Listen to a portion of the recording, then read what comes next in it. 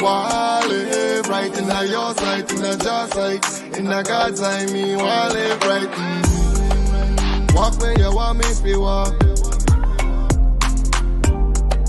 Talk where you want me to talk.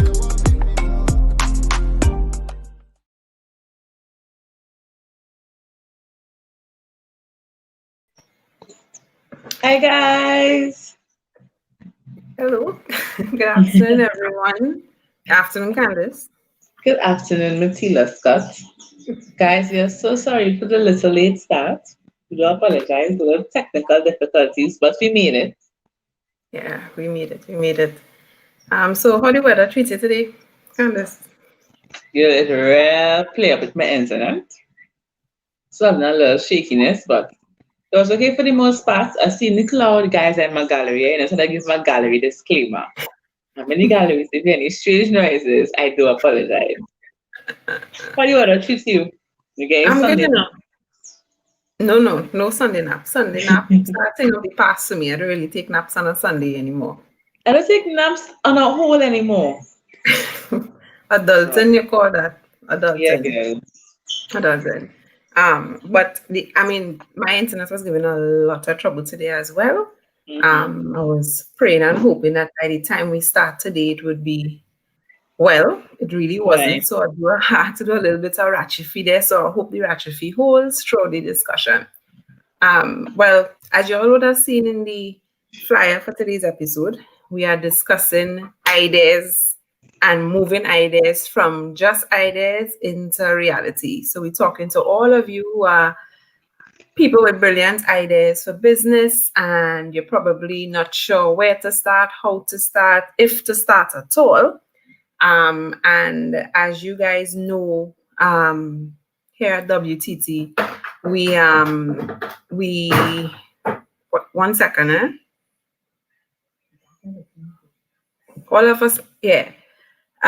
Sorry about that. Just excuse me 1 second, please. Okay, guys. So it's just me. I hope everybody is doing well. We are in lockdown. Excuse that camera. So I did give my disclaimer, right? We are in lockdown part 2. So I really hope everyone is trying to be safe, keeping safe, taking in needed measures. It's really frustrating, well, for me. But God is good.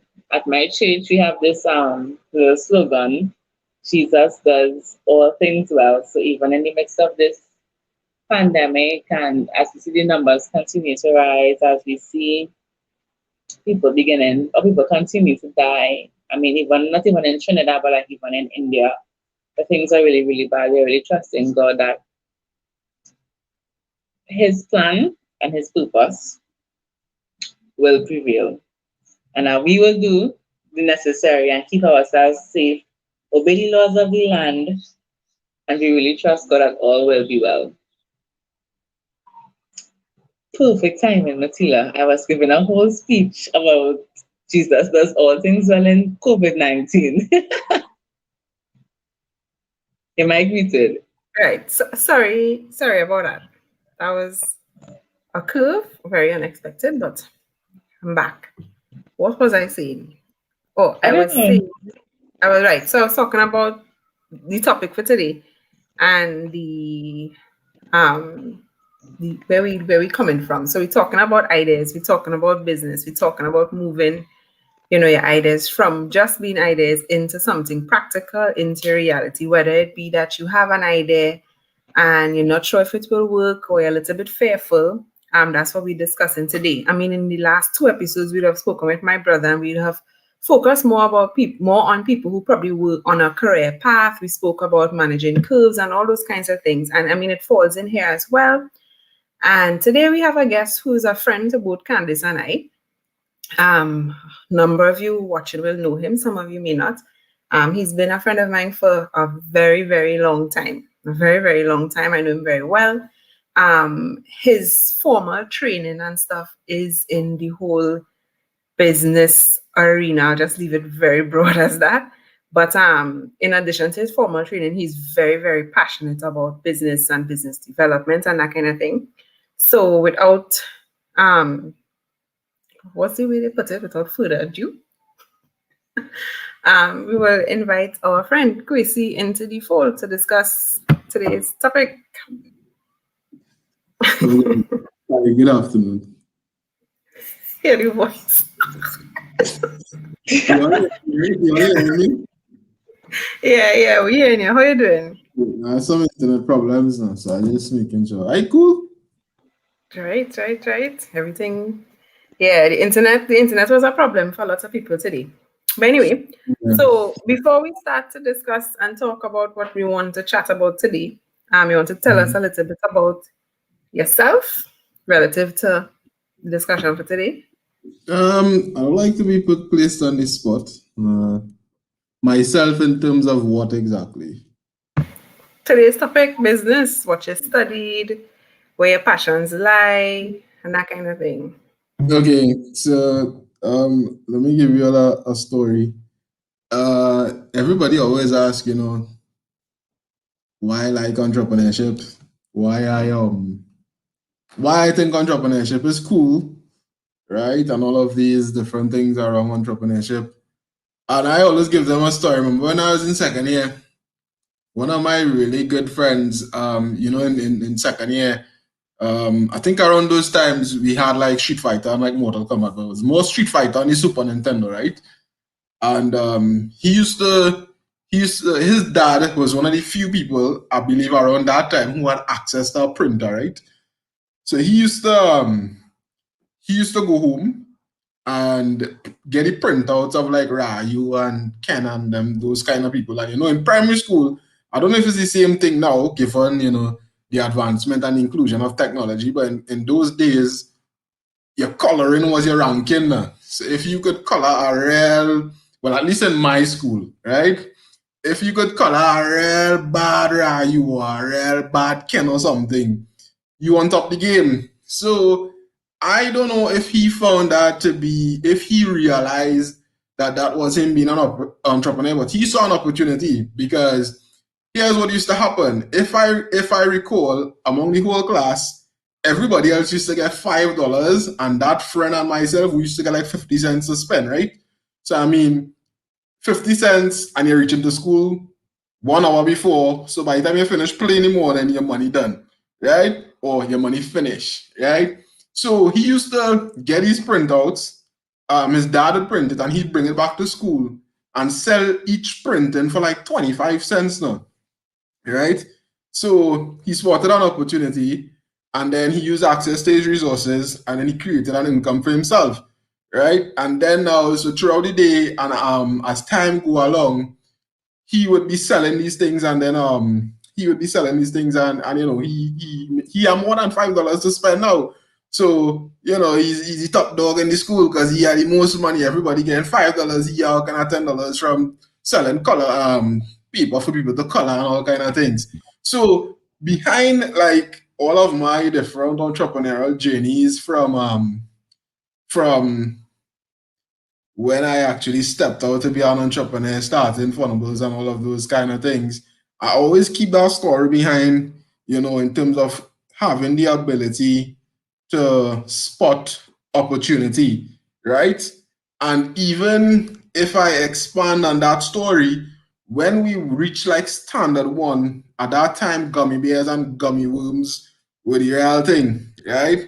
And I don't know if it's because we grew up in like similar households or whatever, and everybody else was kind of different. But he came up with something called it's have a special nickname for it, but basically it was like gummy bears, gummy worms, and polaroid and all kind of shit when it's mixed up, right? And we used to like buy and sell that in school now, because at the end of the day, when you're getting 25 and 50 cents to spend, begging is a sin. Not even begging, or asking somebody for 25 cents in them days is a sin. You had to figure out how to survive. And we used to like make those combos and sell them. The same thing everybody buying, we sell them for $1, $2 in school. And then as time went along, I just became more and more enthused with people who were entrepreneurs. when I was in undergrad, one of my friends came from India, right? And this is a very interesting story.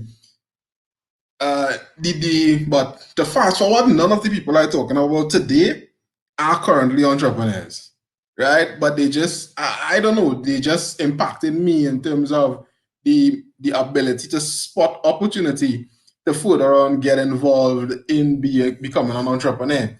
So when I was in undergrad, my one of my really good friends from India, he came to study, and for those of us who would have gone through tertiary education, you know, usually the resale of books is usually happens at the end of the semester, right?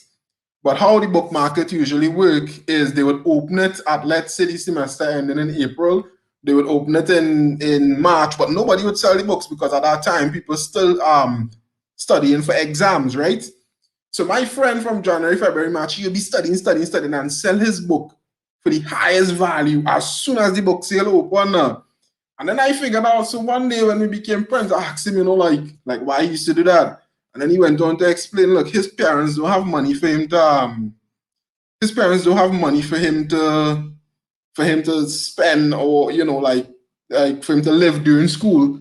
So, and on the holidays especially, so he just had to use the book income to just create a source of revenue for himself, you know. And the good thing about it is that all of these stories usually, if any one of these two people carried on in life, they can easily become an entrepreneur because they realized they spotted an opportunity, and they basically took advantage of it in order to, you know, get income.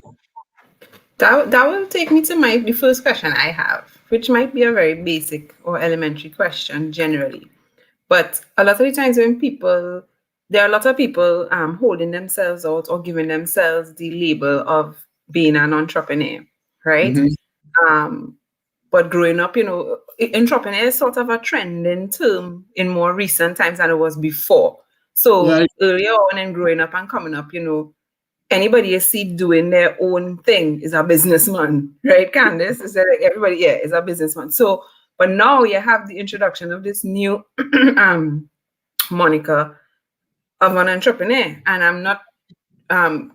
What are the where is the line drawn between being a businessman and being an entrepreneur?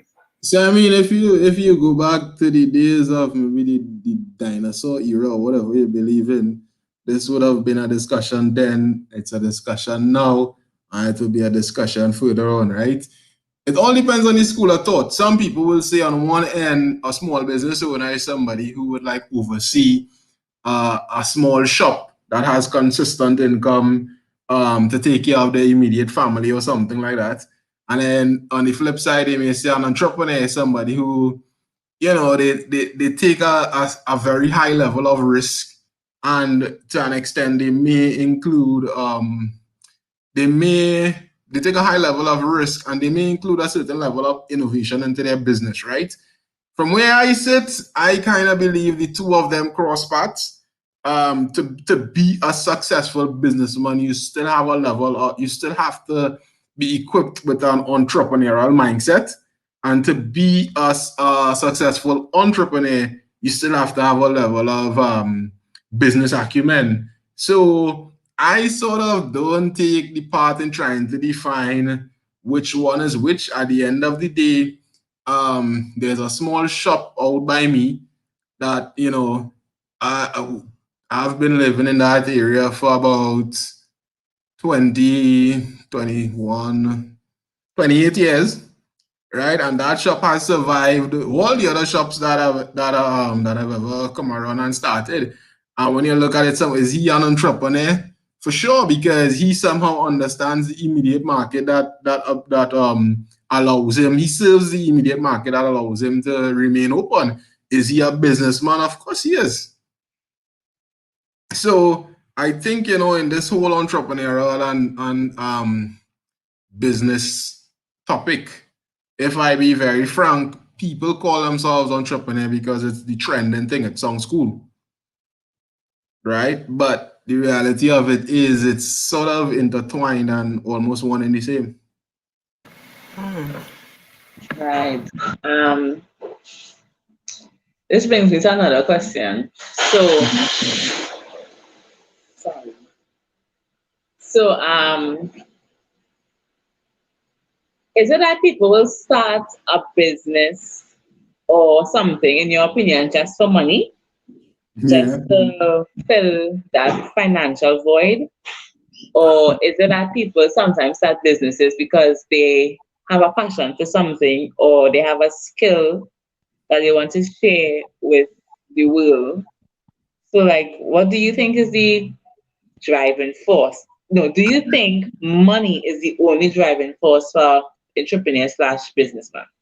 Money is not the only driving source, but the reality of it is, I like to keep it real. Over the last, let's say over the last 8 years, there are a lot of different gospels around entrepreneurship, right? People tell you, you know what, you need to solve big problems. You need to have a certain level of technology involved, and all of these different things. The reality of it is, if we want to talk about reality, all of these people who you look around, they hustling, selling water, they hustling, selling food, they hustling, selling this, is because they're looking for entrepreneurial opportunities just to pay their bills, right? So for many people, it starts at the point of additional income, right? But for others, it may start at the point of trying to solve a great problem. How do we connect For the world? passion only. How do we connect the world? How do we make lending digital? All of those things are entrepreneurial, but both aspects. And then for some people, it may start from a passion. You understand? I like to do this. I believe so. Stage one, I like to do this. Stage two, I believe there are people who are willing to pay for that which I do. And three, business created. I think the last thing you said, the last example that I can be a witness to, because like you or like your friends like growing up, I always have a little thing for hustling. I don't know what it is. I always selling something, looking to make money. My little brother too, I remember in school he used to go Ojas and buy like the big bag of sour creamers that's used to chewing gum for that was sour. He would spend like $20 for a bag of like 40 and then go in Fatima, well, sorry, was calling the school name, go in Fatima and then sell one sour creamers for $1.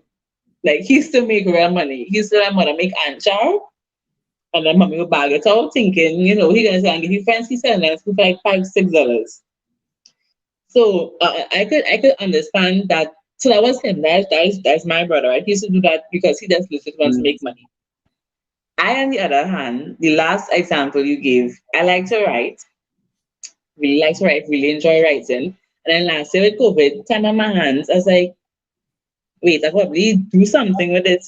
Right. Not driven for income, but Right. driven by the fact that I like doing this and I want to share my passion. And then I started doing journals. And then I got a really good kickoff, a really good start. And it has been going fairly okay. So that's the genesis of my question. Is it that, in your opinion, people really just start businesses like, yo, I just want to make real money? Or is it that people just do it for the passion of it? Now, my second question is, right?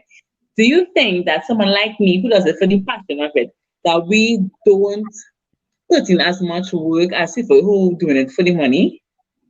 You see, at You the think end we of are the lazy in it? I wouldn't look at it like that. At the end of the day, how do I describe this the best, right? At the end of the day, if you really want to grow something to be very big and very successful, it usually requires your full-time attention, right? If you have a passion that is just your passion and it's not generating enough income, then to be fair, you don't really have a business, you have a passion, you have a hobby, right? So sometimes people may be passionate about something, they're not lazy, they're into it.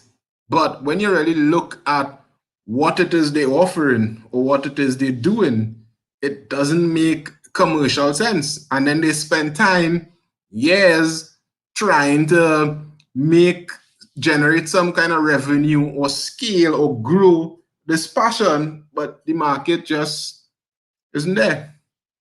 Right? So again, as I said earlier, over the last 8 years, there has been an uproar of, follow your passions and follow your dreams. I'll be very blunt.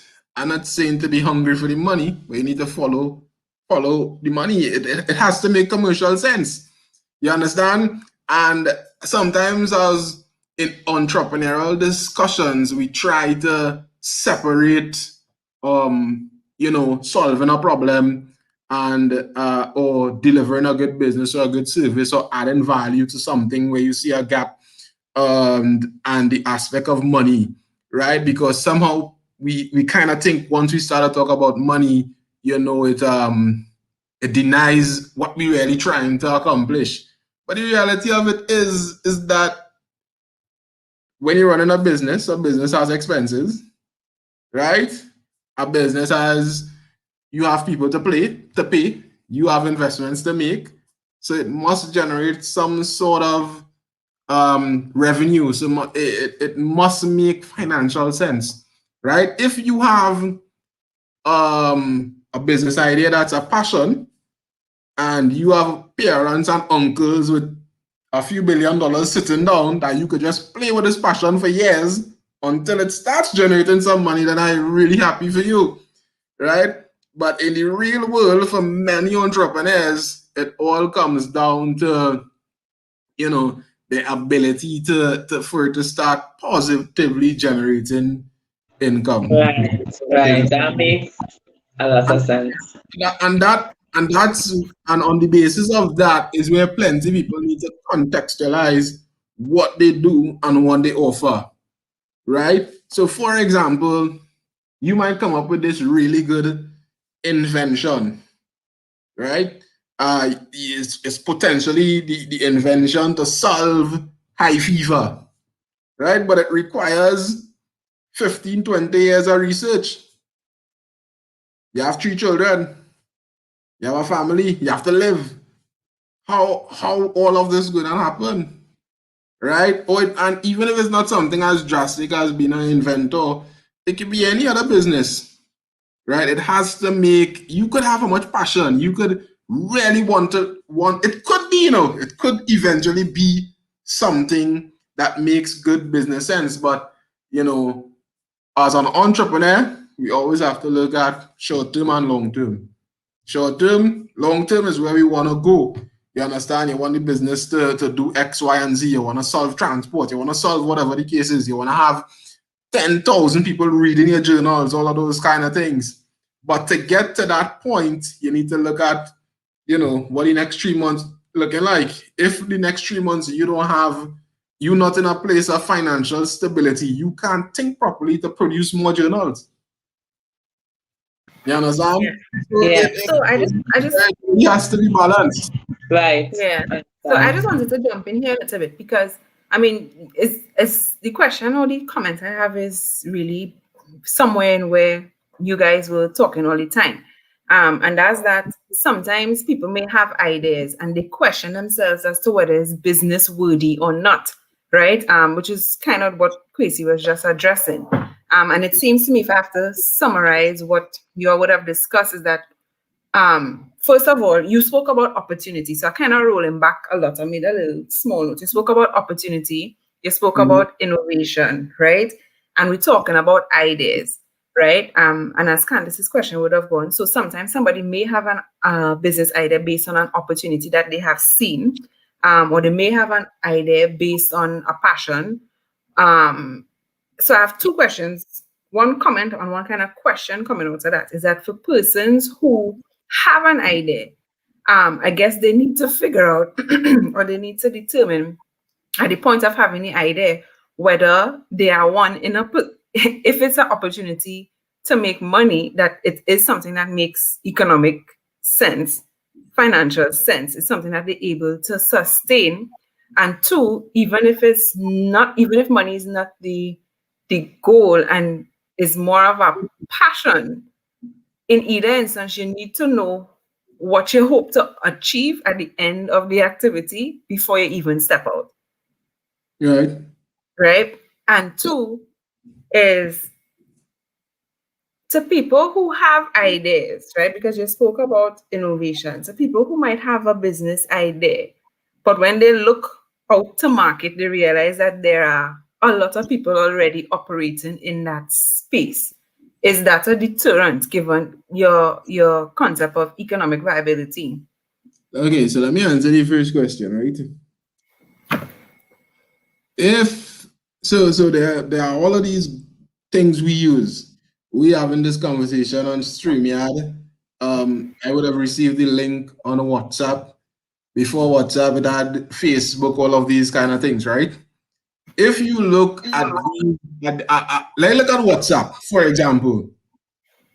On WhatsApp, you don't see any paid ads, right? So people wonder, how does WhatsApp? You don't see no paid ads. We're using it for free.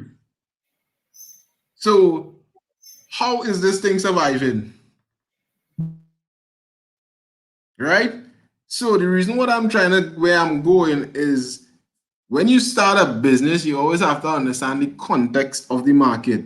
WhatsApp could have started and be successful based on that entrepreneur being involved in a more how should I say, a more advanced entrepreneurial market versus WhatsApp starting in Trinidad. Imagine you starting WhatsApp, you working on this thing for 10 years, you'd make $1. Imagine that. Is it possible? No, it's not possible. So at the end of the day, I always say, let me give my personal example. So everybody know me for Funables, right? To me, Funables it is and it will forever be one of the coolest things I think ever existed, right? But before Funables, Wait, just pause and let people know what is Funables. I don't think everybody knows. Funables basically is a video game company, right? So we used to do video game events, and then it evolved into strictly video game competitions, which people call esports, right? So let me give you the before Funables. I remember going to school. After school, on the way home, when you pass through Town Center and like Golden Doors, it had this arcade that that boys will go and play after school. So, not everybody have a PlayStation 1 in them days or a 64, whatever the case is. So men paying to play, right?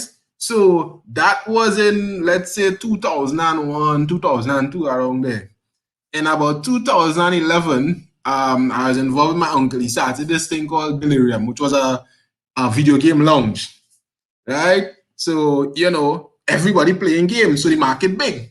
So, when you start a business, you sit down and say, how many people we have in Trinidad playing video games, right? So, you get about 200,000. So, you say, well, right, I have a big market to service. The next thing you have, how many people will pay to play the video game now? Somebody will say, I ain't know, but if I go Galactica on a Friday, Galactica was the only remaining arcade, people playing. You understand? Then you sit down and you ask yourself, will people pay to play things like the PlayStation that everybody has at home? Right? So, and that is where it became, you know what? Yes, people might be willing to pay to play, but how much are they willing to pay? Right? So we move from 200,000 people to the reality must be in about 5,000 people. Now you have to ask yourself, if within that 5,000 people, what are the alternatives that they may choose to do versus come in and pay you to play? Somebody might say, boy, I'm going to pay $15 to play for an hour when I could go with my bedroom and play for free. Right?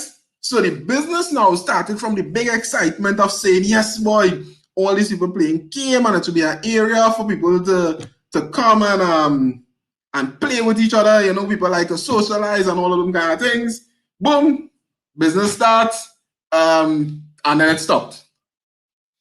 Right? So sometimes when you're going to start a business, you always need to evaluate and evaluate the context in what you do. So coming out of that, I still believe that people like to play games, right? The thing about it is that I realized that the time for them paying to play at those kind of places, it had already gone.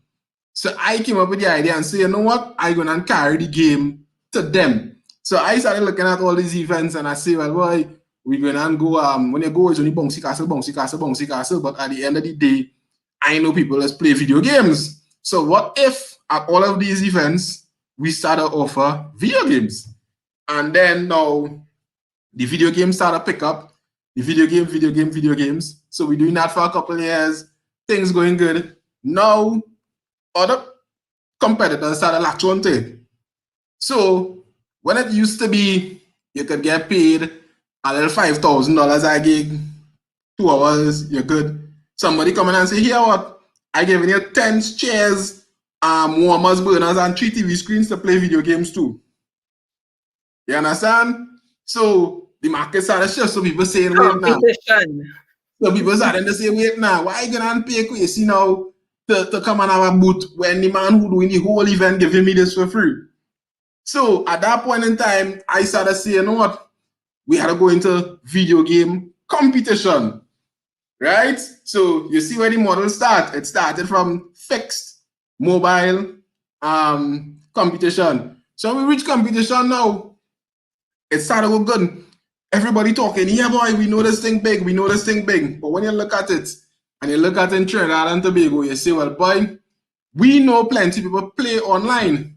We know plenty of people play competitively against their friends.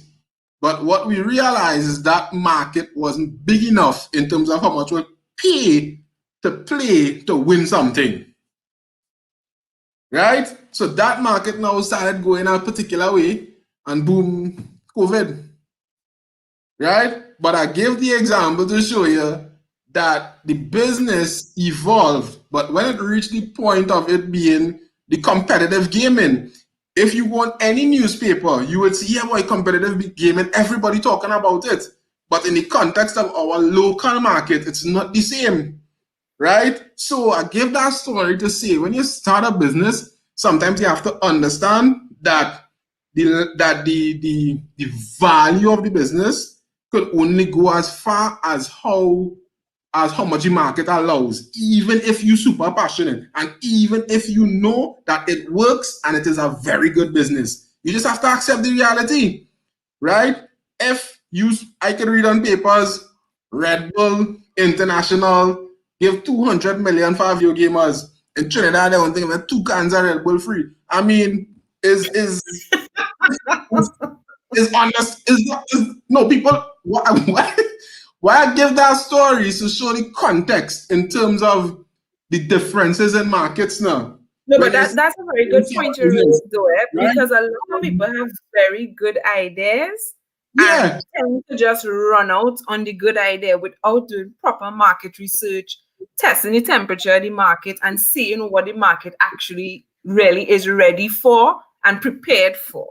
Right. And in addition to that, what plenty times you have to understand as a business person, people will always say, yes, boy, this could work.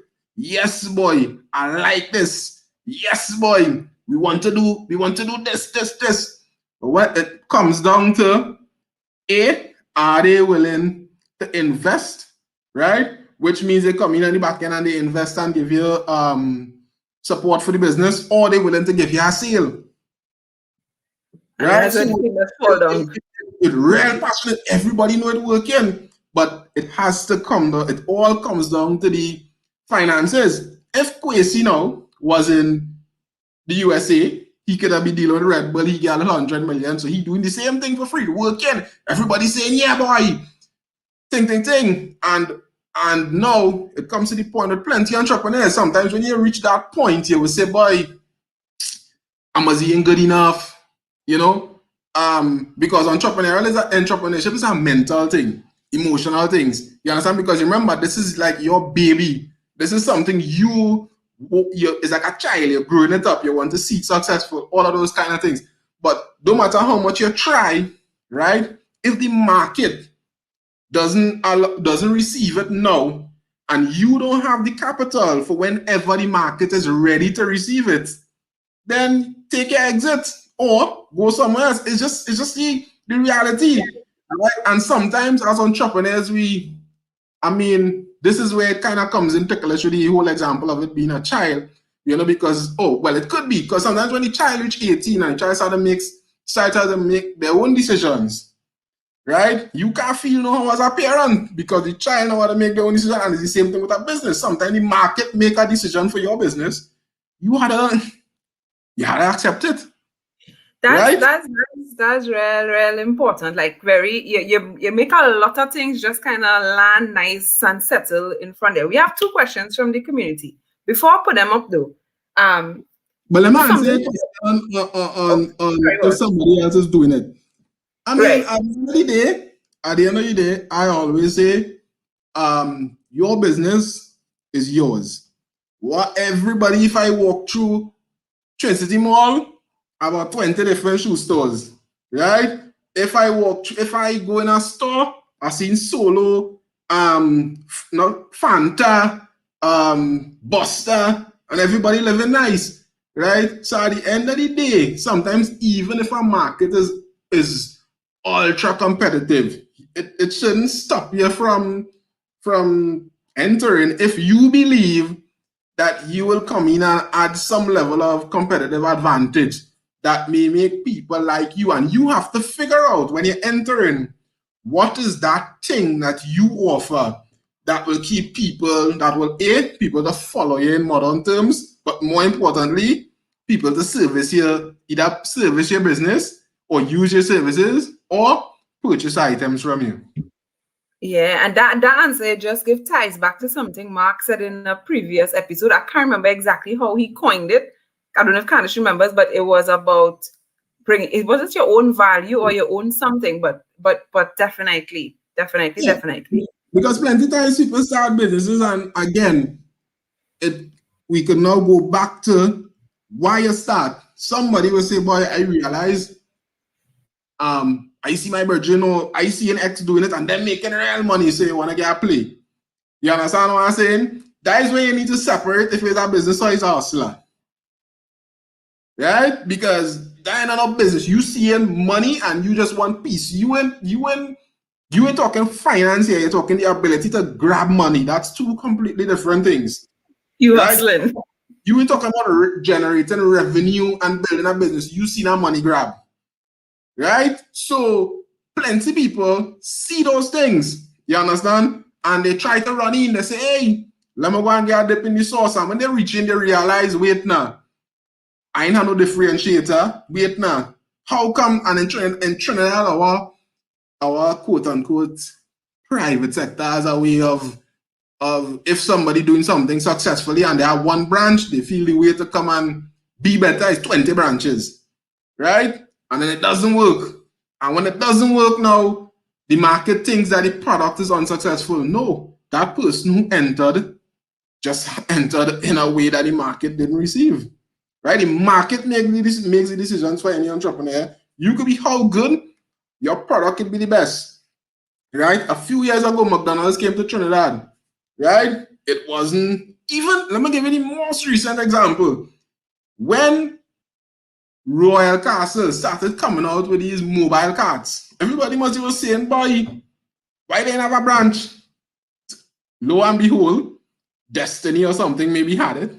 We don't know if they will get closed down, but let me assume, it continues as is. They could still sell because of their ability to move their business or to have not just restaurant classified outings, and they have street food classified outings, so they could survive, right? Yeah. You want to look at it from the point of apps like Food Drop and all of these kind of things, right? Pre-COVID, men talking about, boy, why can I pay somebody to deliver my food, whatever? Now nobody coming to your restaurant, you realize, wait now, I need food drop. You understand what I'm saying? So, all that to say this. Sometimes you may come in the market, right? Wrong timing. You make a decision to exit. And as soon as you exit, boom, it's the right time. you reach, right? Sometimes you come in the market. That's why I say it comes down to your ability to have capital to stay. Because if you operate in something and you're slightly before your time, I remember, let me get an next story. I remember when drones now went from commercial to retail.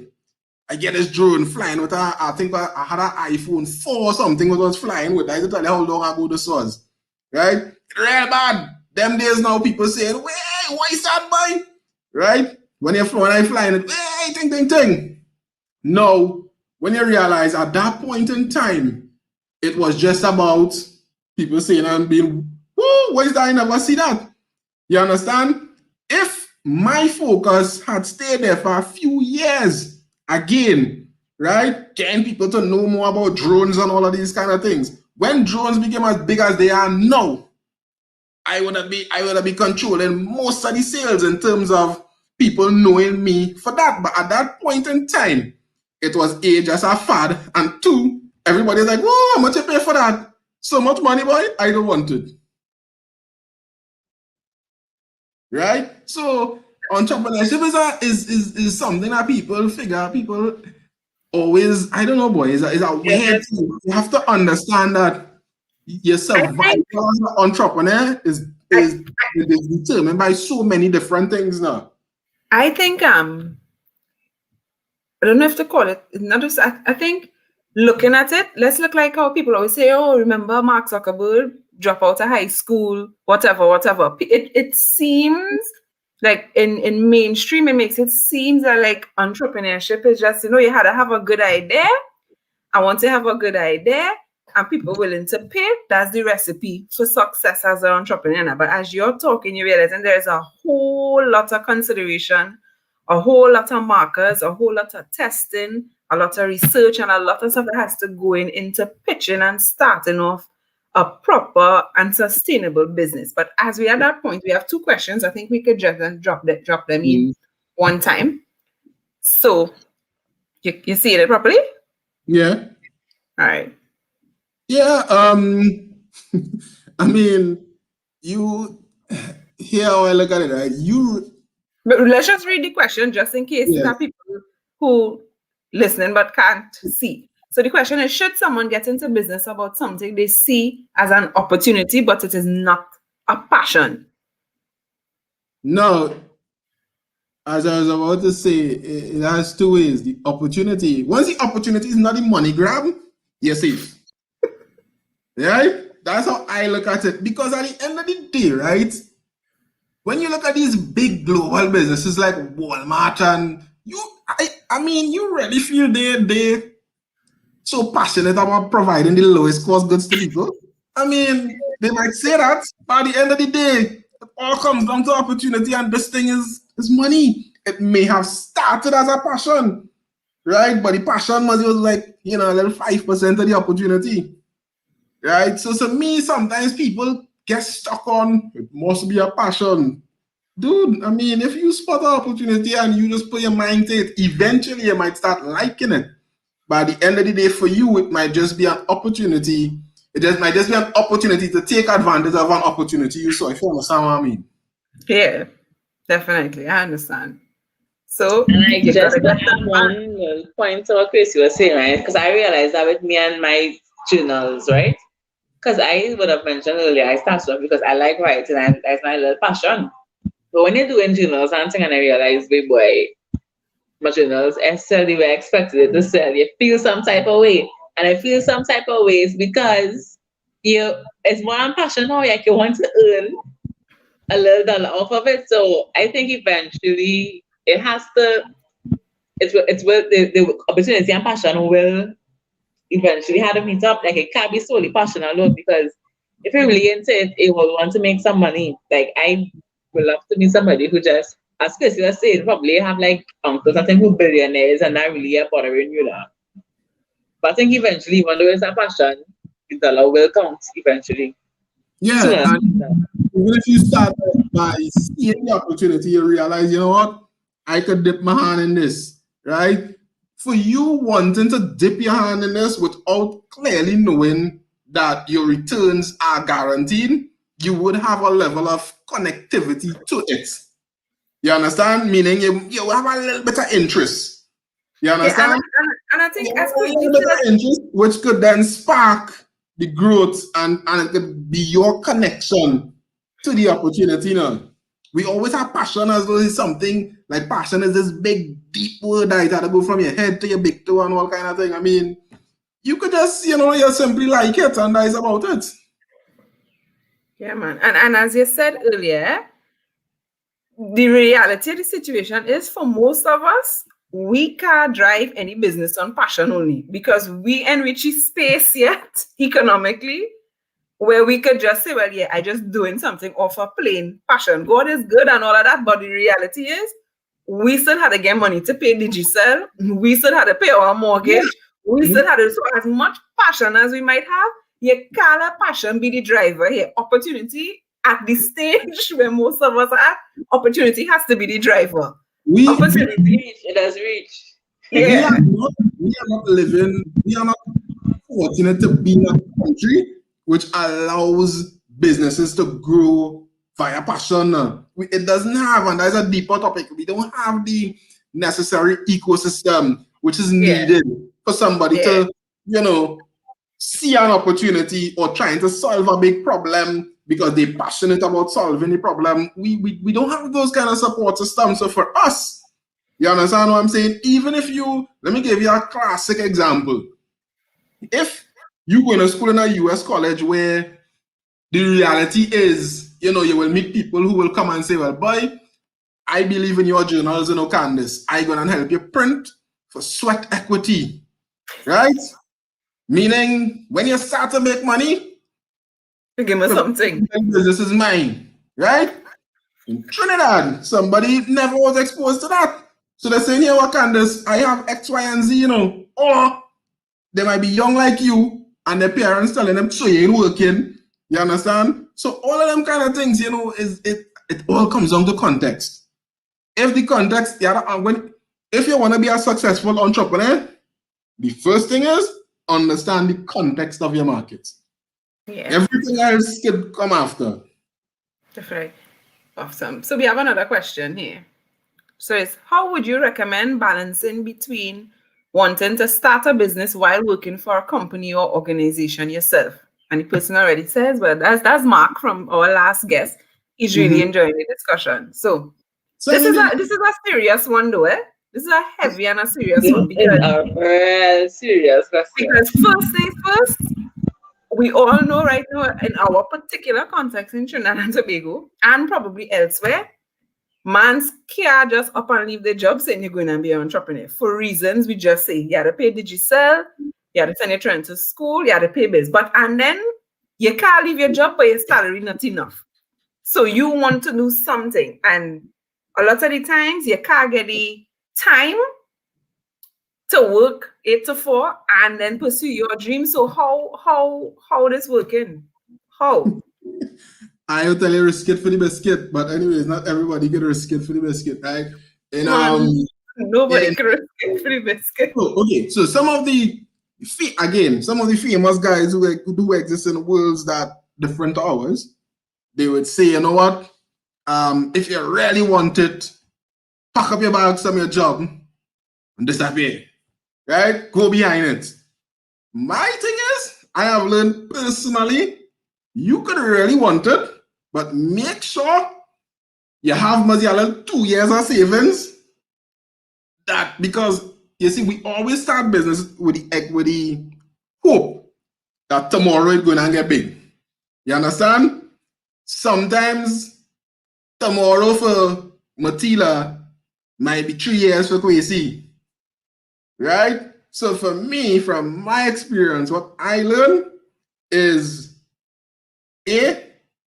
hopefully it's a business that you can do, you can kind of test it out and play around while you're working. meaning on evenings you put work into it or on weekend.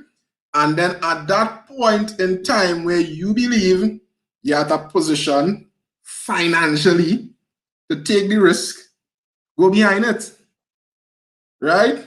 Once you're at that position of comfort for you, right? Somebody else may add, seek the Lord and those kind of things, which those things are important. I mean, if the Lord tells you to go ahead and do it when you have $3,000 and He will provide, then I am not to say different. But for me, I would always say the worst thing on earth is to be trying to run a business when your financials it's not even stable. It's super rocky like sand, like quicksand. Right? So it all comes down to, you have to know yourself, right? You have a wife. No, let me give you this real interesting dynamic, right? People who married with a supportive spouse, real lucky, right? Because at that point in time, one spouse might be able to carry on the household, right? So the husband or the wife say, you know what? I will continue working while you do your thing. I mean, I don't know how that is good because I ain't married, but I would like to think there comes a point in time when the person who is employed and carrying the house starts to say, but wait, this thing other side makes sense sometime soon. You understand? And you have to be real with yourself and say, you know what? This putting a strain on my whole relationship. I understand the dream, whatever. Right? But here's what I learned in entrepreneurship, right? And it's something about destiny. No matter how you swing and turn, if it's for you, it will be for you, right? Because I have a good friend who he started a business, it didn't work. He jumped back in his good corporate job, he built up his savings again, he come back out, he started the next business, it didn't work. He jumped back again for the next 3 years, and finally he's doing one now that works, right? But he was only able to make those decisions because his wife, when he came out, his wife kind of carried the family now, right? So again, it all comes back down to what is your individual situation. Somebody may say, Candace, run behind it, but they ain't helping you pay a mortgage when the month come. You understand? And plenty times in our modern society, we go behind the thrills of being an entrepreneur, the thrills of being seen as an entrepreneur, or because, entrepreneurs are sort of glorified. We kind of like downplay the reality and the importance of steady income, right? To help building your savings, to help build your savings, to help just you having a stable place to know that, I have at least my bills covered, so I could think and do anything else now, right? So whenever you're looking to make that decision between your stable job and going into it full time, I would always say make sure that you in the time when you're evaluating, whether it take 1 year, 2 years, 3 years, 5 years, you yourself, you have been seeing the growth and that it could become a reality if you take it on full time. And B, you make sure that you have your capital to live on, which is service you and your family, and B, your capital to sort of, how should I say, go into your hobbies, like, making sure your mind clear if you want to take a small trip, those kind of things that would help to go into the development of the business. Another comment related to that one, and then another question. So, Candace, you want to orate? Sure, this is Matt's question, yes? Could it be wise to seek employment in an industry or company in an area you intend to do your business in, almost like getting paid to learn the business? That to me is ideal and excellent, right? If I want to learn how to do logistics or e-commerce, well, I start applying for a job at Amazon tomorrow, right? Again, it goes back to the point I made before. We live in an era where people downplay the value of a job, right? We and I don't know if this staying on the discussion moving away. We sometimes always, press the point that being an entrepreneur is better than your job, and we sometimes miss the value that a job brings to the table, the learning, right? A job brings to the table. If you want to be a successful entrepreneurial attorney, the best place to learn is from being in a chamber with an entrepreneur where you can learn how it is to be an attorney on your own. Right? How to manage an attorney type business or whatever the case is. So that will always be my recommendation. That's so true, because it's a fast, because as I say, they push the Mark Zuckerberg drop out of school and Jack Ma come from nothing, KFC reject him, whatever, and then boom, you just see success. But the road is less, the journey on the road is less spoken of, right? And we have another question. That's what I wanted to say. We have a question from Pearl. And the question is, I have heard that it takes 5 years for a business to become viable and become sustainable. Please comment. That's, to me, that's a myth that they teach you with 5 years to break even. Every entrepreneur, if I open my doors to 20 business plans, now everybody breaks even in 3 years. Right? And by that I mean everybody believes that they're gonna break even in the first 3 years. Right? The reality of it is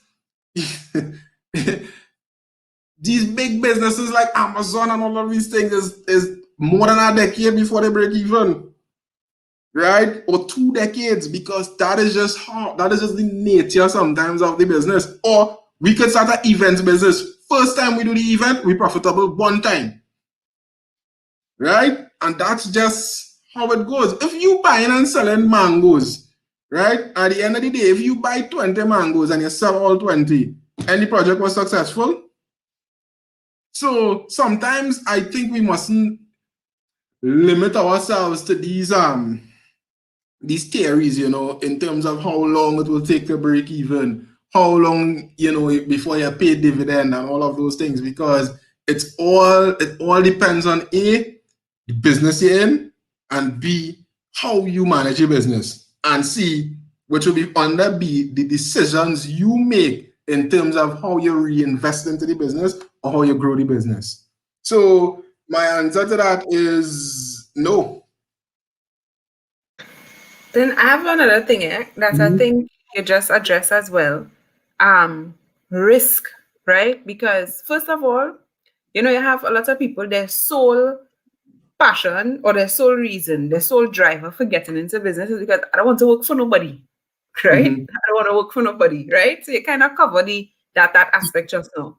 But risk, because following from my questions and following from your very awesome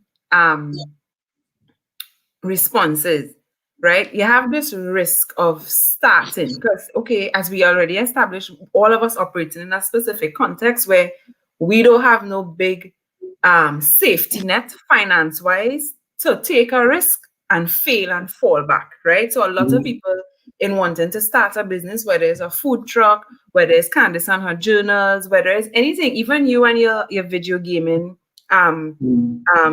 venture, right? Those things took capital, and we all know what opportunity cost is. That was capital that you used to try and start this business, or you put it towards your children tuition fees, or you put it towards purchasing a house, a down payment for a house and something like that. So this risk, I know this is not a question that you could answer probably definitively, because it depends on a lot of things, but what process from your own experience would you say, or how would you encourage somebody in addressing the whole risk issue, the risk of loss? Like, I'll put out my $40,000 and this thing don't work, or keep my $40,000. Like, how you would coach somebody if somebody come and say, Kwesi boy, I want to do this thing, I have $60,000, there's all the money I have. Take this risk, don't take this risk, or how you would, All right. So that's a very good question, right? Risk is something that is always brought across as though it's the wild, wild west. You know? Right? It's like something that just out there, and you know, you walk out on the street and a man shoots you. Just as the wild, wild west. Risk is something that could be managed. Risk, if you want to look at the definition of risk in terms of this conversation, is basically the probability for some of those who may be scientifically inclined who watching that the outcome differs to your expectation. That really where risk is. Now, if your expectation is here, you see my hands, right? This is your expectation. There can be this risk, which is upside, meaning it went better than you anticipated, or this here, which is downside, meaning it went worse than you anticipated. Most people always look at risk from the conversation of this year. You understand? How do I manage? Which makes sense. How do I manage if it doesn't go as planned? The reality of it is nobody knows when is ever the right time to come out. Nobody knows.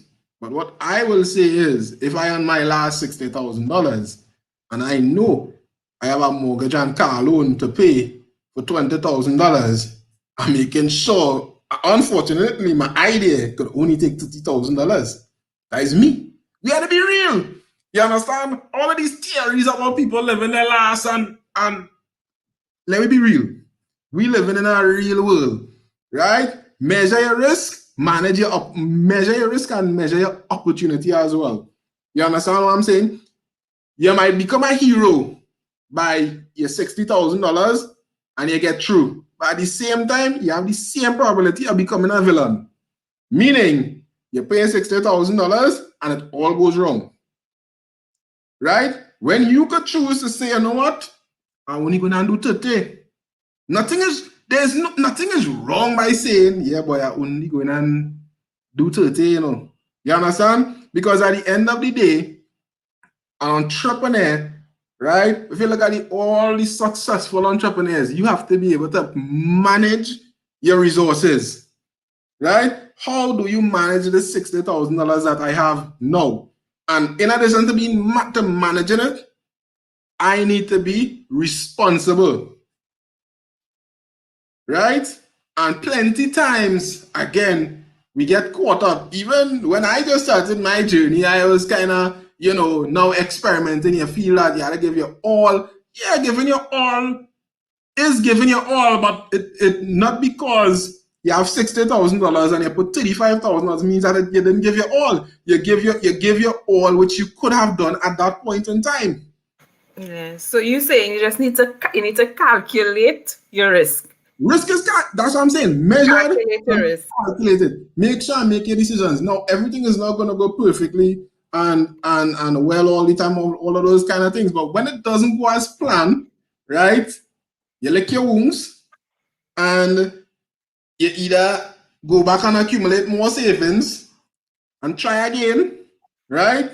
Or you say, see me, that is it for me, right? And I would always say there is nothing wrong with saying society, entrepreneurs don't quit. That is nonsense. Right? You have to know, you have to, again, be responsible, right? If you hire your rent and all of these kind of things, so be responsible about it, right? In my early days, I would have made irresponsible. And I'll tell you anything about it. Sometimes as entrepreneurs, we always feel that we could reverse on the success of the business, will reverse an irresponsible decision that we made earlier on. It doesn't work like that. It doesn't work like that. You understand? Think about it. You're married, your business, you're going through your business, you're making any decisions. Your wife at that point in time, very good woman, she decides to leave you, and you feel the success of your business will bring your wife back or bring her equivalent. It just doesn't work so. You have to live with it. I hope that answered your question. Yeah. We have yes. This is Mark's response to that. You have to calculate risk like Casio. Yeah, you have to calculate it. Calculate and do it. Right. So we have a tsunami question here. So it's like 3 questions on Candace. Go ahead. Candace and Heyman. All right. So what lessons have you learned so far as a businessman that you would share as being most important? You take that one first.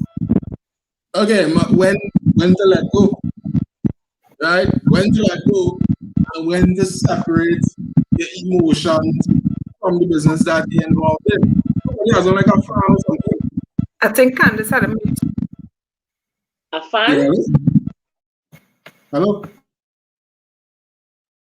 We're hearing you. Go ahead. Okay, cool. So my biggest lesson to me, to be honest, has been when to let go. Because I would always, when I remember the first time I started Funables, right?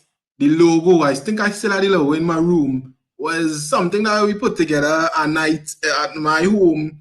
And it was real makeshift, right? And then now the business started to grow. We was doing all the major events, those kind of things. When it came to video game, when it reached video game competition, everybody calling Kwesi.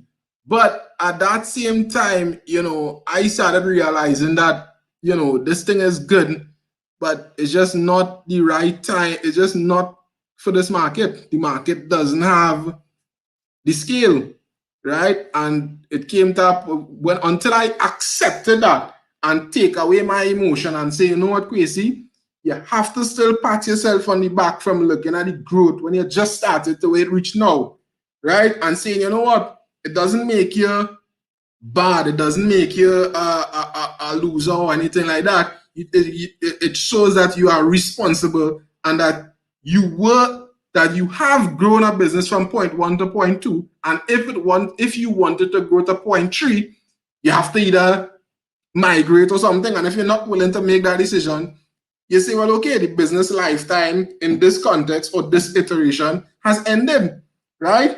And we don't know what destiny looks like, if it may come around in the next so much of a years.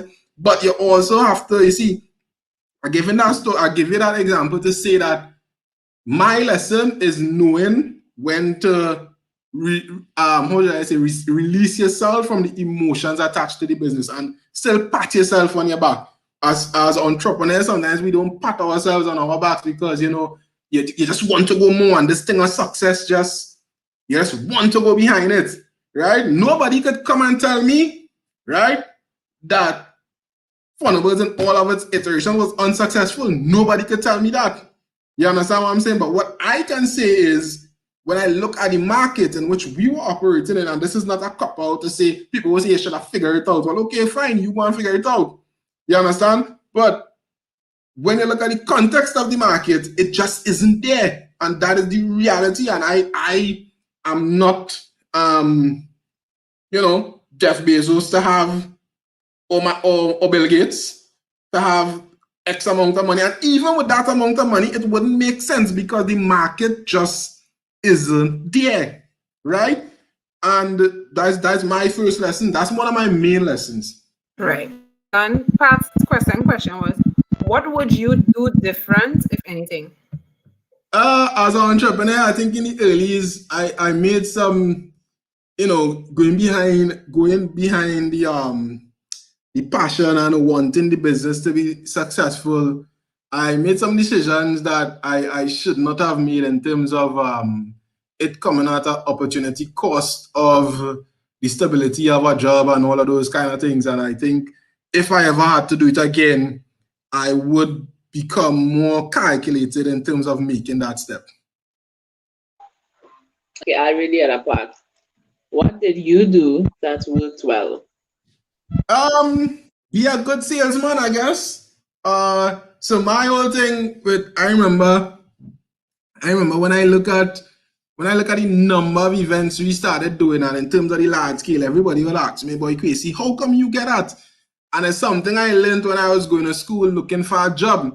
I used to spend day and night literally figuring out who have an event. I used to just be scrolling the internet and who are the decision makers at a company. So I just used to spend time looking for that, and I'll pick up the phone and call them and say, you know what? I'm just going to send you a proposal and say, well, we offering this. but I have, a solution that could make all your children at your events happy. And people be like, why is that? And they'll be like, and then after you tell them that, they'll be like, you know what? My son always sit down in front of the game, this will be good. You understand? And from there, it just started picking up, and we started growing, and again, that worked well. In addition, I remember the first time we did Champions League. To me, I think I will actually frame the picture of that boot, because that to me is one of the most successful looking boots that I have ever seen video games played in. And everybody, because you have to understand the context of your market, right? If I operating in New York and I say, yeah, boy, I do the Heineken Champions League final, men thinking, well, boy, my agency is top one in Forbes or whatever the case is, right? But in Trinidad, that is a simple thing like making a phone call, knowing who's the event promoter, asking yourself for opportunity, all those kind of things. It may have a level of nepotism which exists everywhere in the world, but I'm just saying what we mustn't, something that we take for granted in Trinidad is we're so small that if you spend time, it's easy to figure out who is who and get to somebody, right? So to me, after I did that event, I got a lot of events based on that, and not based on people seeing it and they say, where you do that? That means you know what you're doing. And it went from there. I mean, people feel it was $200,000 we get for the boot, but at the end of the day, that is the return on investment came later now. And that's the other thing here too, like when you see, as Candace said earlier, passion and opportunity will align at some point, right? And as you just say, although people might feel you get like 200,000 for the boot, and that wasn't the case, the value you got from seeing your setup, I sure was invaluable. Yeah. But I'll tell you this, yeah.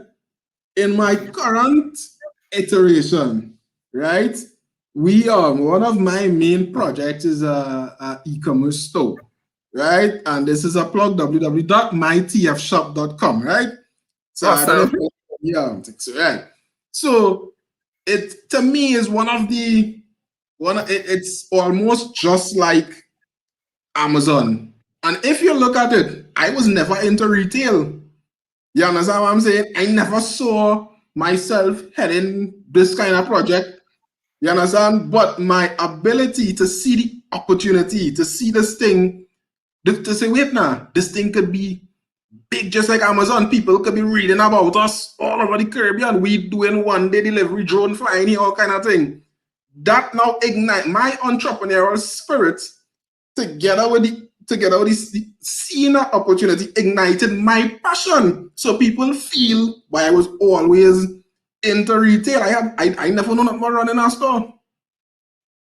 You understand? I asked me 5 years ago if I would be involved in e-commerce and logistics and all of them kind of things. And I tell you no. But that is a good answer for the whole thing when you realize sometimes when you dip in the opportunity, when you see the opportunity and you start dancing in it, you just become so passionate about it, right? That it's kind of become like that fueling, your passion start fueling you taking advantage of the opportunity.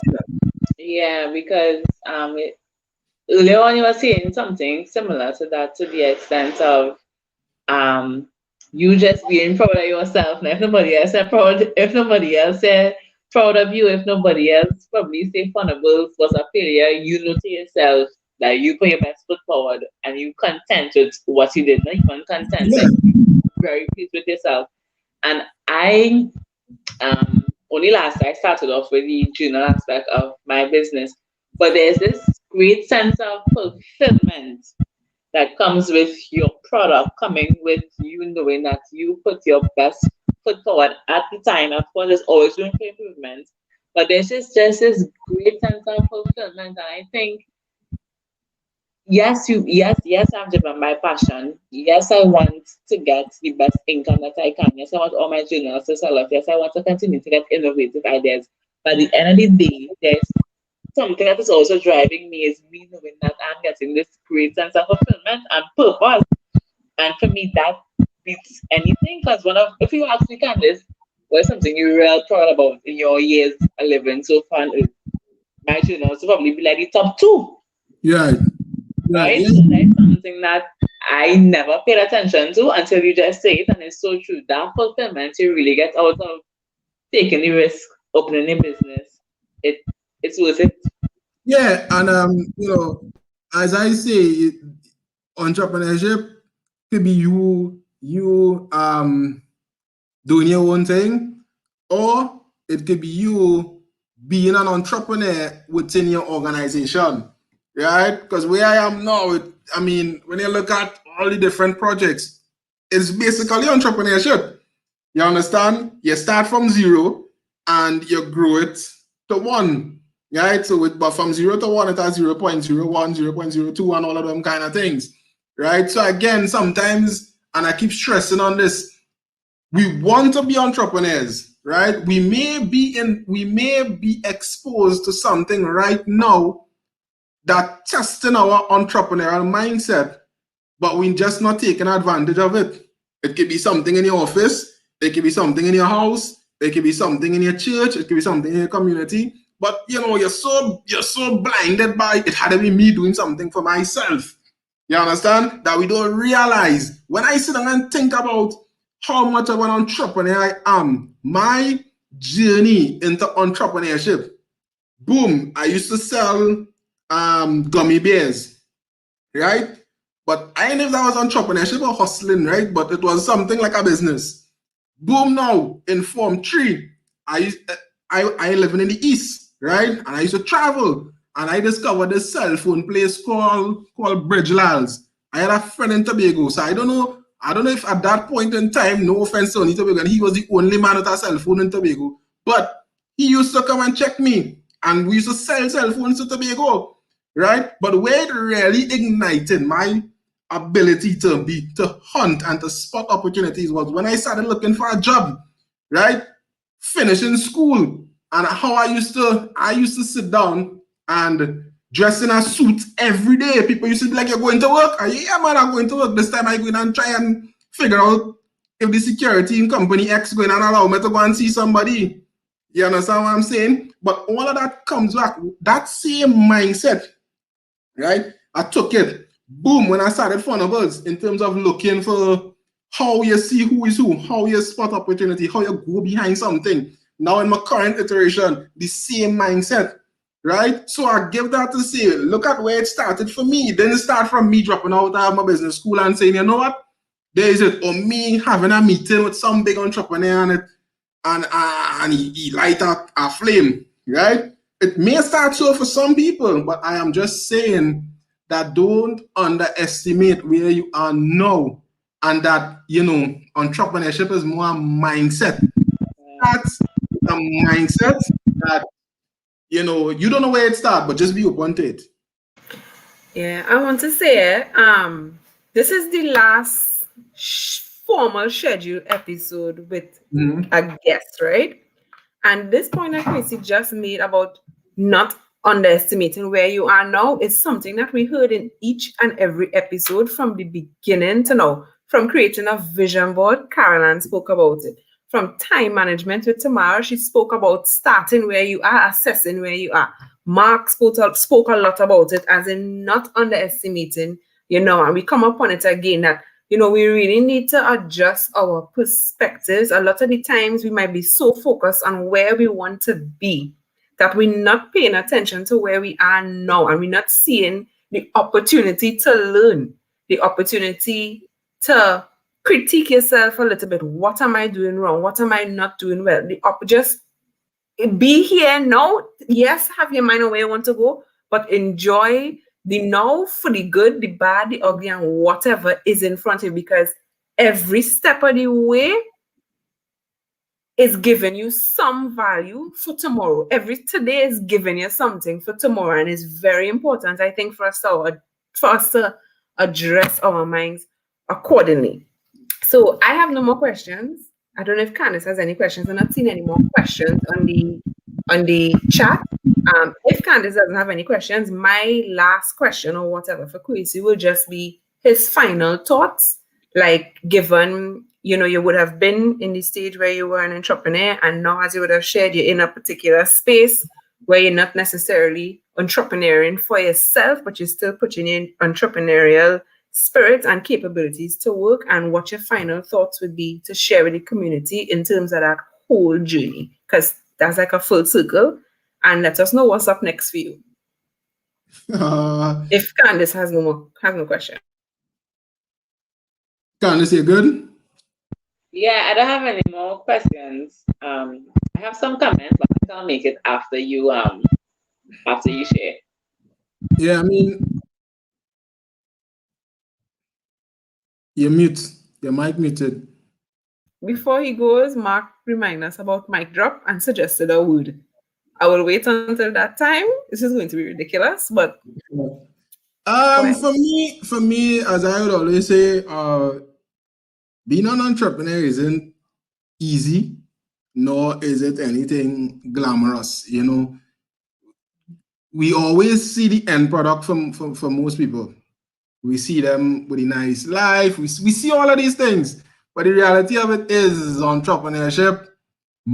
For some years within my entrepreneurial journey, my mind was very dark, right? Because it is a mind-boggling thing to know that, this thing could work. You're seeing it working, but it's just not working. You understand what I'm saying? And then now you're celebrating your small wins, but you want that big win, right? But I will tell you this. Just the other day, I was looking back and realized it's 7 years since I left grad school, right? This year is 8 years. When I went to grad school, I was thinking 8 years is a very long time from now, right? So certain things you should have done at that point in time while finishing, I would have been 8 years in. And when you look at life, right, and you look at the world in general, not much has changed. And I give you that example to show that sometimes we make irrational decisions thinking that opportunities disappear tomorrow, right? But what is for you will always be for you, right? So we want to give up our friends, our family, relationships, good credit, bad credit, all of them kind of things, because we so feel that if I don't do this now, you understand, it wouldn't be there tomorrow. But that is not true. You understand? If something is written above that is for you, whether or not you started in 2010 or 2021, right, is for you. Right? So for me, I would tell anybody who wanting to become an entrepreneur, don't be pressured by the opportunity. I mean, what is for you is for you. Time, I always look at this. When I look at 8 years ago, right? Not much change. Nothing I couldn't do that I could do now, I couldn't do it then. You understand? The world is basically the same, just with COVID. You understand? But I ain't miss out on anything big, right? But when I look in hindsight and I start saying, you know what, boy, if 8 years ago, I would have realized that, 8 years forward, the world would have still be the same place. My mindset at that point in time would have been different. But now, right, I forget what I was going to say. My mindset would have been different, right? So I just always say, for an entrepreneur, don't be pressured by society making you feel that this thing will not disappear tomorrow. It's not. Even in the most advanced economies, you still have time. Make sure all your eggs in your basket don't have to be perfect, but make sure that when you make that decision, you have something to fall on, because sometimes we go behind the passion and we go behind the market for again, a little bit emotional. We go behind the opportunity because we feel like it's gonna disappear, and you just have a drive. You want to see it come to pass. So nothing is wrong, but again, it has to be managed, right? I always tell people the reason I watch all of these shows like Avengers and things is because people who write these things is something in their minds, right? If I sure everybody watching this would have seen the Avengers, right? All of them were strong, all of them were superheroes, but to defeat Thanos, they had to manage their superpowers. You understand? And it's the same thing with us. We have to manage our risk, manage our appetite, manage everything. That's just what we have to do. In spite of time and all them things, management is key. So my lesson to anybody wanting to be an entrepreneur is A, make sure that you manage yourself in a manner that will allow you to become successful. Oh, you say A now, so I thought you were going to say B after, so that's why I took so long. My only comments would be, this was a really good session. Like, real good. Yeah. Guys, so seeing that he kind of intelligent, making me feel the type of way. But you're a little smart, you know what you're saying? Yeah, I'm smart. You really did a really good job. I appreciated this show. And one thing I taken away from this is that last little line you just said, it doesn't time cap or limit on your business and on your dream, you know? Meaning that never too late to start, even if you're 15, 16. Yeah. Pressures of time can make us become very rational, right? Yeah. And I always tell people, if you think about it, let me go back to the foundation of all of us here. In the beginning, that Adam and Eve, right? And one of them, don't matter, this is not a debate.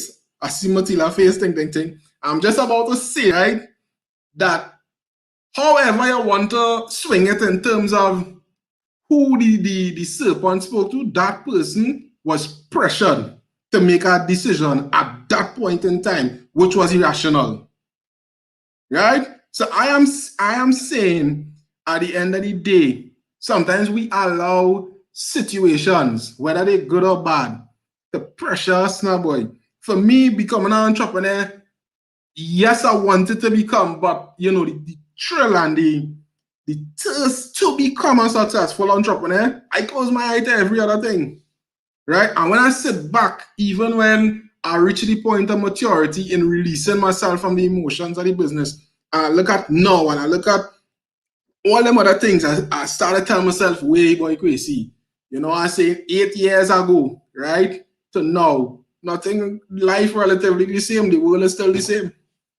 So at that point in time, if you want pressured and you're thirsty and you're thinking, which isn't bad, I'm just saying that again, manage ourselves to become successful. Successful people are well managed. That's how I look at it. Nothing to add, nothing to take away. Nothing to add, nothing to take away. As Candace say, as everybody would know, I am not too business oriented or business minded, but I could still sit down and say that this session was very, very, very, very, very informative. You know, and I want to say though, I could put my head on a block and tell her that nothing Kwesi say here today is something that he just pulled out of the sky. As I said before, he's been my friend for a very long time, and I was fortunate to be around from the first iteration of his Funables up till probably when, you know, I've been around, and he's been very honest with his experiences. And I don't know how available he is, but I guess if anybody, you know, has an idea or has something they're working on, and you know, they would want to probably reach out to pick his brain, you know, get a little guidance, ask for a little 2 cents here and there, I'm sure he'd be willing to accommodate. So you could just let us know. You could send us a message in the comments. You could, you know, just let us know, and we will, you know, I don't think it's probably not necessary for you to share any information now. as that's not like your vocation or whatever. But if anybody listening, wants to get in touch with Kwesi, you could just let us know and we'll do the necessary connections for you guys. Kwesi, thank you very, very much for coming. Yeah, thanks very much for coming. I mean, you take your time, you whole hour talking for an hour and a half now is very, very much appreciated. Mark tried to do your wickedness there with our mic drop.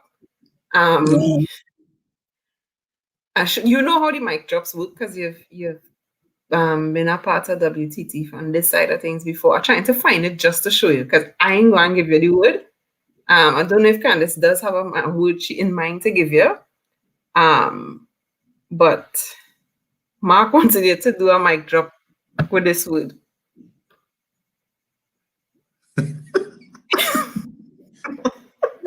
Wabin. All right. But you're going and do it with Wabin. All right, cool. I ain't do the mic. Let me do the mic drop. I'm giving you 2 seconds. Let me do my mic drop intro. And when I come back, just shoot one time, right? That's not. All right. All right. There you go.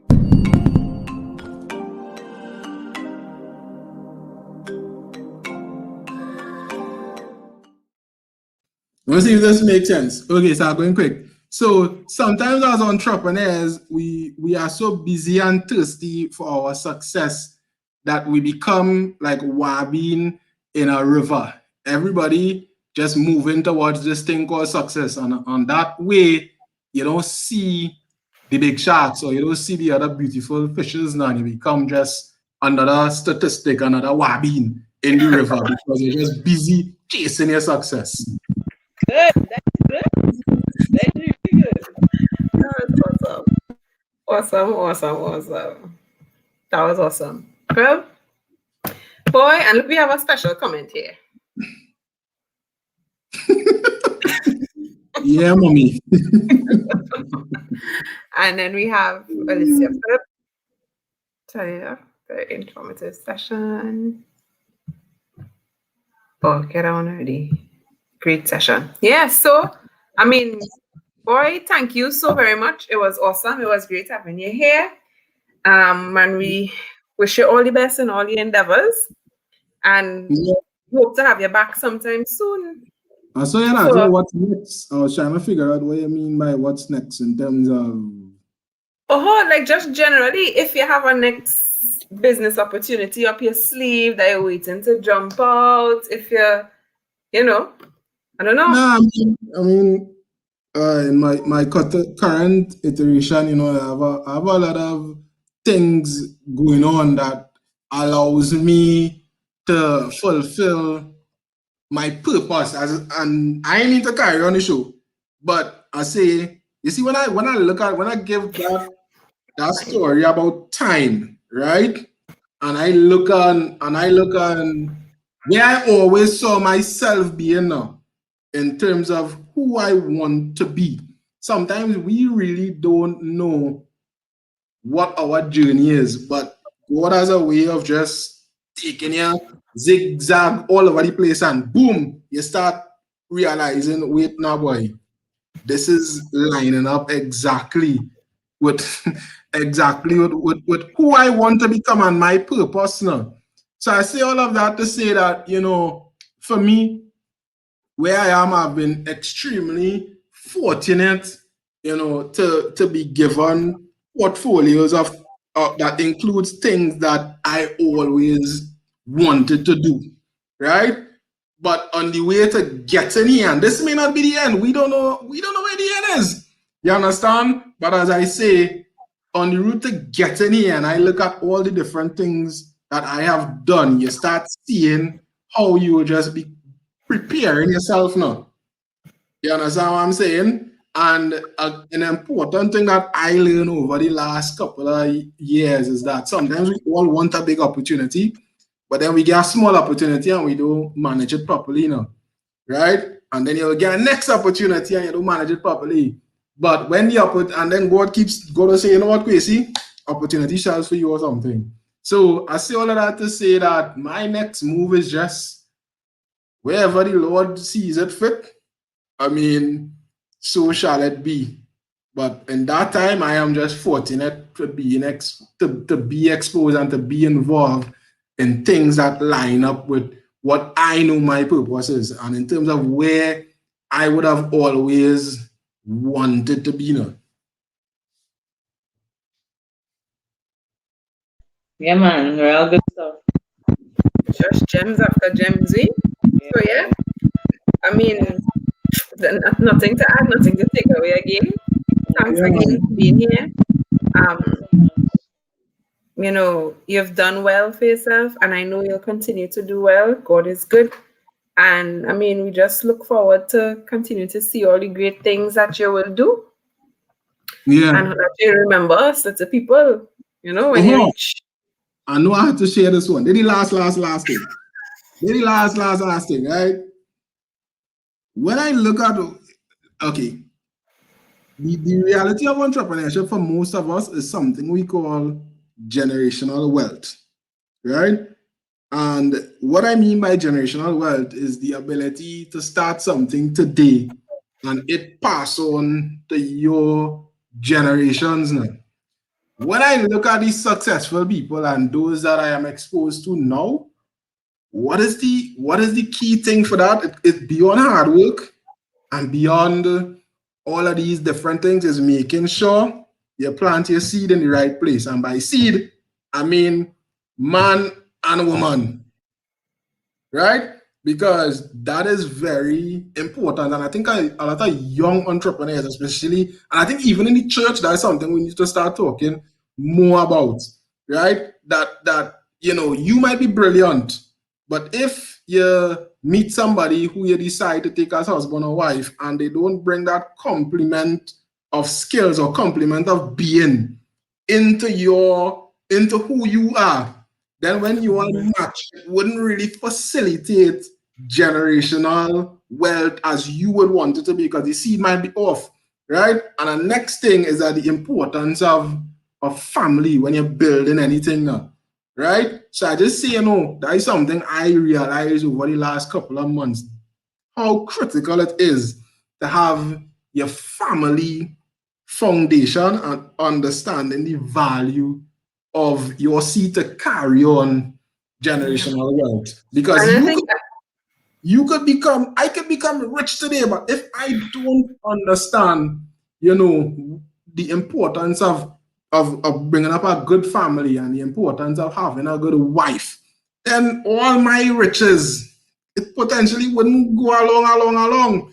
My children might benefit, but they may just benefit and not carry it. That's two different things. And based on my last few months, that's something I start telling everybody about understanding there's a deeper side that we don't see now, boy, and those things. And I sure if we go back to the Bible, you will find it grounded somewhere there that, you know, those things are just super, super critical now. On a basic level, biblically, it is yokedness you're talking about. You're talking about being equally yoked. And as we would have discussed in episodes gone, people always tend to think yokeness is just two people being a Christian or whatever, but there's yokeness in mind, in spirit, in emotion, and all these things. The Bible makes no mistake. God has made no mistake when he said what he said. A meeting of the minds is absolutely necessary in relationship and stuff for that same generational wealth you're talking about. Because a lot of times when people talk about generational wealth, they're talking about, this is really carrying on the show, but anyway, a lot of times when people think, when they say generational wealth, we think in money only. But generational wealth, and as we realize, wealth generally, even though we discuss this in WTT, probably in season 1 or whatever, it goes beyond money. You're talking health, you're talking peace of mind, you're talking a whole emotional health, spiritual health, stability, mental health, everything. And that is what your generational wealth is. So, Kwesi, your point is extremely, extremely valid, extremely, extremely on point. And gems again, things for us to just bear in mind and to mull over. And I guess us three here, I know we are all friends and we could continue talking for a very long time. So I don't know. That's it from me. I ain't saying anything again. Candace looked like she tapped out, and you just said that was your last point. All right, I soaking all the gems in. Yeah. So, you it was great. I had fun. It was a good time. It was a good conversation. And we'll be on. Y'all will hear from us. Y'all will hear from us as to how we're going to go in the last episode for the season, because we normally do 6. So we have something. We're working on something out. So we'll see how it goes, and y'all will hear from us soon. So everybody have a great evening. Thanks for being with us. Thanks for staying with us. I know we're on lockdown, and Candace gave you all the nice little encouragement earlier. So for those of us who have to go out, be very careful. Father, don't go out if you don't have to. I mean, we all have different understanding as to what is a have to go out and what is not a have to go out. But let us just be careful in all our endeavors. As Candace said, let us obey the laws and the regulations of the land. It is for our well-being. We pray that everybody has a great week, a very productive week. May God go before you all into your week. May all your expectations, all your good expectations of this week be met, and may the negative expectations, people who may be expecting something bad to happen, may God surprise you in Jesus' name. So have a great week. We love you all. We thank you all for being here. We appreciate you all. And I feel like I've been a little bit extra there. I don't know. But I really mean it. I say, right? don't get to the stress now. Yeah, so have a great week. Bye-bye, everybody. We'll see you all next time. Take care and have a great week. Bye.